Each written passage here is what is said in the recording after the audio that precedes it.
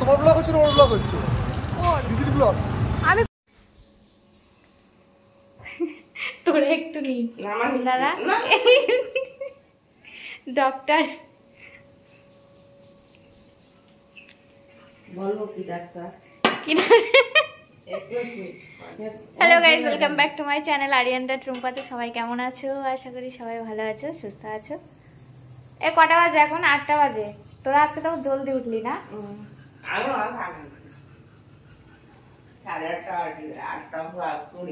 আমার বাড়ি থাকলে আমার লেট হয়।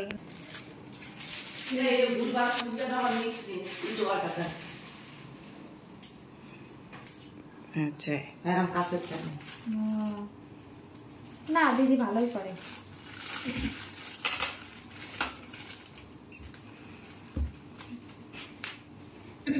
এই চাটা কার কাছ থেকে বানানো শিখেছি জানিস? বাংলাদেশ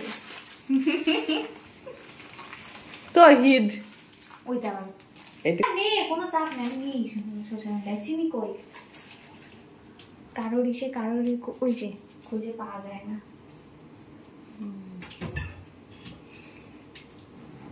দিদিকে আমি বলেছি একটু আমার ক্যামেরাটা ধরে দেওয়ার জন্য। দিদি দেখো ক্যামেরা ধরছে, মানে আমার ফেসটা তো ধরছে না। আমি বলেছি চা করছি, একটু ক্যামেরাটা ধর, যে আমি চা করছি। ও বাবা, ও শুধু চাটাই নিয়ে মানে বসে আছে, আমাকে নেয়নি। মানে আমি কোথায়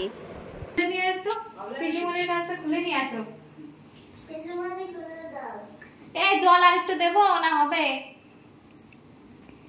বন্ধ করে দিলাম, আবার চা হয়ে গেলে আবার চালাবানে এতে হয়ে যাবে। এটুকু নিচে দে না, খুলে দে।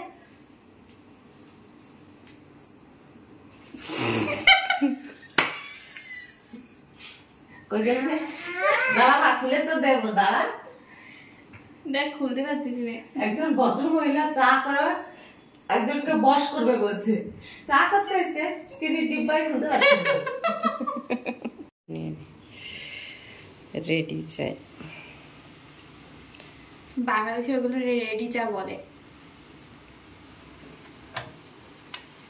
কালার বল না চাই চাই। তো এখানে চা রেডি। এ বিস্কুট নিয়ে আয়।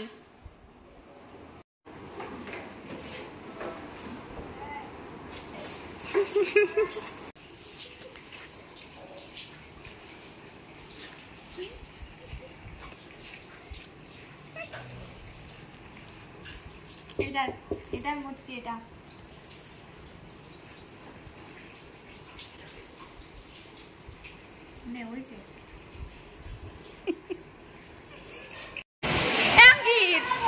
দাদা কই শিল কই? ওই যে ওই কত শিল পড়ছে। ও মাই গড, এই ওই আরে ওই যে আসো শিল বাবারে। রেডি হয়ে গেছে, এখন বেরোবো। দিদি যাবে মাছ দিয়াতে, আর আমি যাবো সোদপুরে।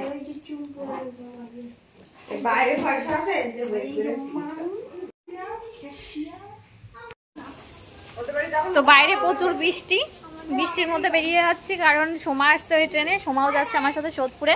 সোমা বাড়ি থেকে বেরিয়েছে, এখন আছে নৈহাটিতে। তো সোমা বলছে যে ট্রেনে ও যাচ্ছে ওই ট্রেনেই আমাকে উঠতে। আর দিদি যাচ্ছে মাছ দিতে। ভেবেছিলাম দিদির সাথে একসাথে বাড়ি চলে যাবো। তো আমাকে আবার রাত্রিবেলা ফোন করে বললো আজকে শুট। তো চলো, বৃষ্টির মধ্যে শুট হবে আজকে। এ দি পারবি তুই? আমার কাছে দে একটা। সেই বৃষ্টি আজকে, বৃষ্টি তোদের ওখানে হয়? তাই আমি তো বলছি তোদের ওখানে বৃষ্টি হয় না। শিল পড়ে? তাই কি বলে, বরফ বলে। তোদের ওখানে শিল পড়ে, শিলটা বরফ বলে।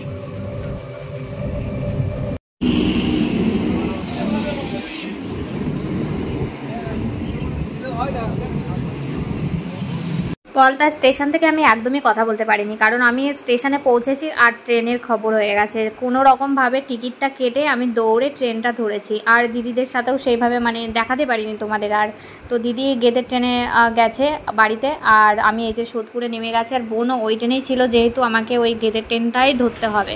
তো এখন সোদপুরে নেমে গেছি। হঠাৎ করে রাত্রি 1টার সময় প্রকাশদা কল করে বলল যে আজকে সোদপুরে আসতে, শ্যুট করবে।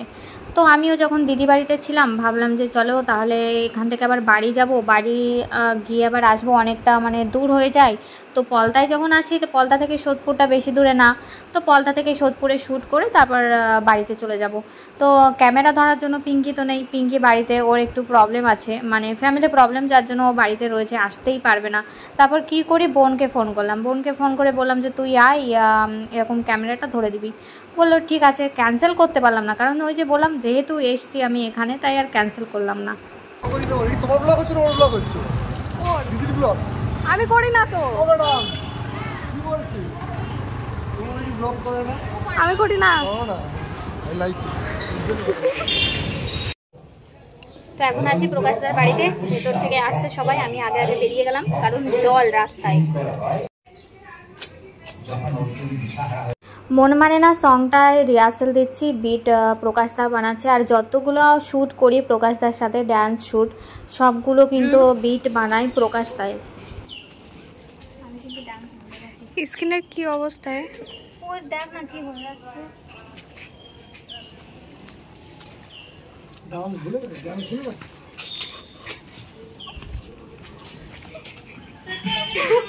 এই সঙের ড্যান্সগুলো অলরেডি পোস্ট হয়ে গেছে, একটা এখনও পর্যন্ত পোস্ট হয়নি, একটা রয়ে গেছে, মানে 3টে শ্যুট করেছিলাম ওই দিনটাই, হাতে টাইম ছিল না, মানে 3টে ড্যান্স বিট তুলতেই অনেকটা কষ্ট হয়ে যায়।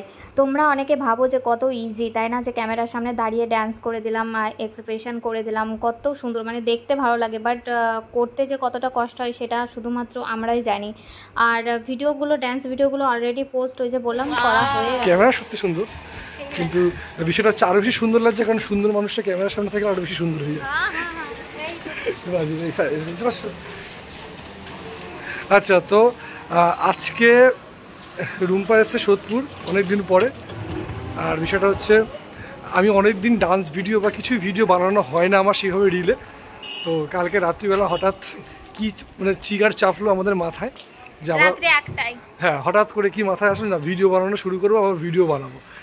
আর ফাইনালি আজকে আমরা 3টে ডান্স ভিডিও বানালাম, যেহেতু হাতে সময় কম ছিল এর জন্য 3টে হলো, নাহলে আরও বেশি ভিডিও বানাতাম। আর হেভি হয়েছে 3টে ভিডিও, সত্যি খুব ভালো হয়েছে। তোমরা রুম্পার ইনস্টাগ্রামে পেয়ে যাবে, আর ইউটিউব শর্টসেও ছাড়বে। হ্যাঁ হ্যাঁ হ্যাঁ, মানে আমাদের কোলাপ করেই ছাড়বো। আর তোমরা ওর ইউটিউবেও পেয়ে যাবে আর ফেসবুকেও পেয়ে যাবে। আর অবশ্যই কিন্তু কমেন্ট করে জানাবে এই ব্লগটা দেখে, যারা যারা মানে বেসিক্যালি ভিডিওটা দেখছো তোমরা রিলের, তারা কিন্তু অবশ্যই কমেন্ট করে জানাবে যে কেমন লাগছে আমাদের ডান্সগুলো। আর একটা কথা, যে এখন আমাদের প্রচণ্ড খিদে পেয়েছে, আর পাচ্ছি না সকাল থেকে না খাওয়া বলতে গেলে।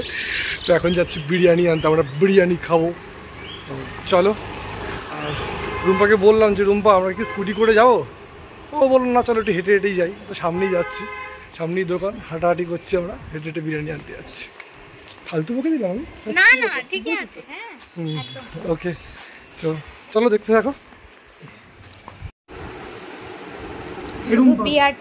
এই যে আমরা এখন এখানে বসে খাওয়া দাওয়া করছি বিরিয়ানি। তো বিরিয়ানিটা আমার খুব একটা পছন্দের না, আমার খুব একটা ভালো লাগে না, এটা আরিয়ানের খুব পছন্দের ছিল বিরিয়ানিটা।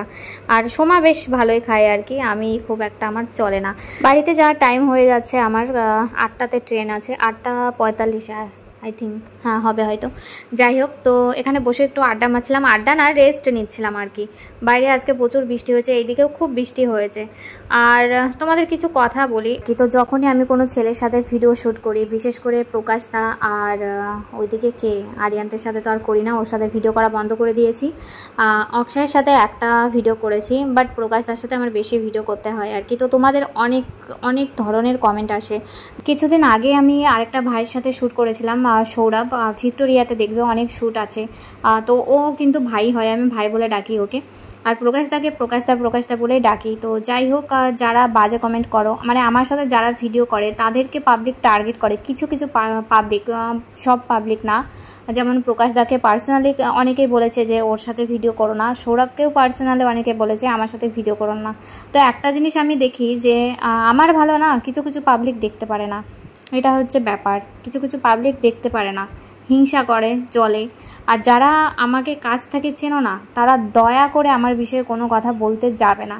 আগে আমাকে চেনো জানো, তারপর আমার বিষয়ে কথা বলো।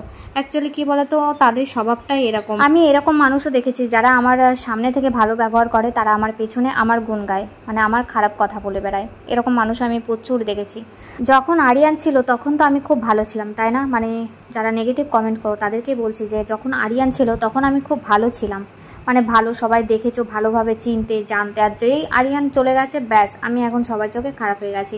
আর সবাই কথায় বলে দুটো বিয়ে, একটা হাজব্যান্ড নেই, আরেকটা হাজব্যান্ড টিকলো না, আরেকটা হবে। তো তাদেরকে আমি বলবো যে পৃথিবীতে আমি একমাত্র নারী যে আমার দুটো বিয়ে, মানে আমি দুটো বিয়ে করেছি, আর কেউ করেনি, কোনো মেয়ে করেনি দুটো বিয়ে। মানে আমি বিশাল বড় একটা অপরাধ করে ফেলেছি, এটাই বোঝাতে চাই আর কি। তো যাই হোক, বেশি কথা বলবো না, বাড়িতে চলে এসেছি। তো আজকের ভিডিওটা এখানে আমি শেষ করছি। নেক্সট ব্লগ নিয়ে আবার আসবো খুব তাড়াতাড়ি তোমাদের সাথে কথা বলতে। ততক্ষণে চলো বাই, টাটা, গুড নাইট। সবাই খুব ভালো থেকো, সুস্থ থেকো।